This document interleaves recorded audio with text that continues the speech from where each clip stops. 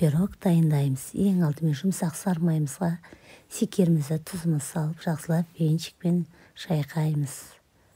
Үстіне ұнымызды, қопсытқышты какаоны салып, және де қаймағымыз салып, араластырып, қамыр илейміз. Қамырымыз жұмсақ болу керек. Жұмсақ қамырымызды 2 бөлікке бөлеміз. Біреуін үлкен бөлігін тоңазытқышқа, кішкентай бөлігін мұздатқышқа салып қоямыз. Енді вареный сгущенка, творог, жұмыртқаны блендермен езіп аламыз. Бір келкі болғанша.